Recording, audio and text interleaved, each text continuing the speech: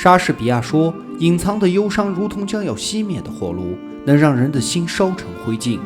今天给大家推荐一部1934年的老电影《神女》，该片被誉为中国默片时代的巅峰之作。因为拍摄的年代久远，所以画面有不少的损坏和霉点。后来中国电影资料馆对其进行了2次数字修复。电影由著名的阮玲玉担任女主角，她的演技可以说代表了中国无声电影的顶尖水平。在2005年，她被评选为中国电影史上最出色的100位演员之一。导演关锦鹏在说到神女的时候评价过阮玲玉，说当你看着她表演的时候，你会忘掉这是阮玲玉，她会让你深信她就是那个受委屈的风尘女子和非常慈爱的母亲。阮玲玉真正的美就在于她的表演魅力。诚然，阮玲玉在神女中的表现确实是出神入化，她举手投足间的风采和眼神波动的情感都足以征服每一个观众。她对自己要塑造的角色拿捏得非常到位，多一丝就显得呆板，少一丝则显得做作。这种演技不仅仅需要后天的努力，还需要天赋。故事讲述了在20年代的旧上海，一个生存艰难的女人为了养活自己的孩子沦为暗娼，没有人知道她姓什么，从哪里来，经历过什么。每天晚上她哄完孩子入睡后，便去到街头四处寻找生意。在夜晚，她是一个千姿百媚的妓女，但是当她回去脱掉高跟鞋抱起自己孩子的时候，她是一位圣洁的母亲。低贱的工作并不影响她有一颗美好的心灵和伟大的人格。一天夜里，她为了躲避警察的追捕，误打误撞跑进了一个流氓的家里。流氓虽然帮她骗走了警察，但暗示她要陪自己一个晚上。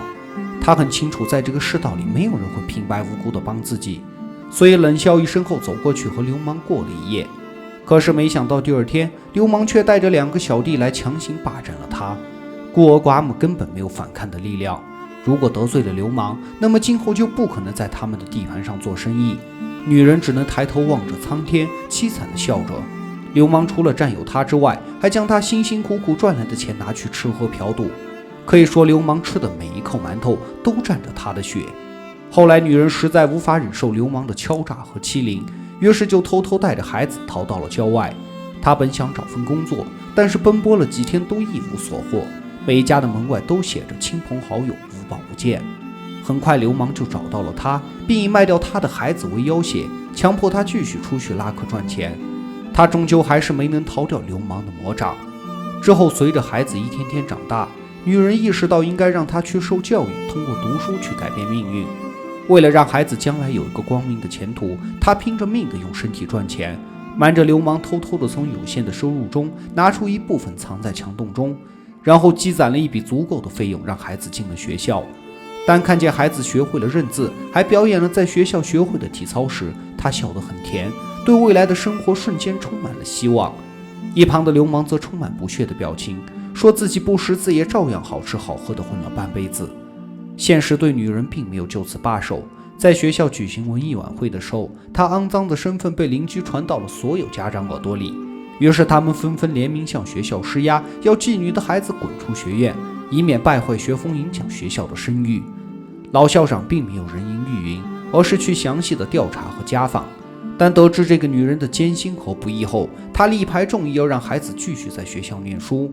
他告诉学校董事会，这个女人虽然是一个暗娼，但这是整个社会的问题，我们不能否认她的人格，尤其是这个孩子的人格。我们作为教育者，更应该把这个孩子从不良的环境中拯救出来。你们要知道教育真正的本质作用，我们不能为了迎合一般人错误的心理，而去毁灭掉一个孩子向上的生机。然而董事会更多考虑的是学校的前途和收入，所以最终否定了老校长的决定。势单力薄的老校长一气之下辞去了职务。人言可畏，女人为了使孩子能继续念书，准备拿着墙洞里积攒的钱远走他乡，不料钱早就被流氓拿去赌场输了个精光。绝望之余的她用酒瓶失手将流氓打死，随后她被逮捕关押到了监狱中。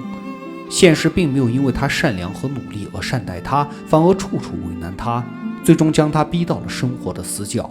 这个城市虽大，可就是容不下这样一个爱着自己孩子的母亲。她被法院判处了12年有期徒刑，而那些一个个将她逼入绝境的人又应该在哪里被审判？不久后，老校长来看望她，答应会继续照顾和教育她的孩子。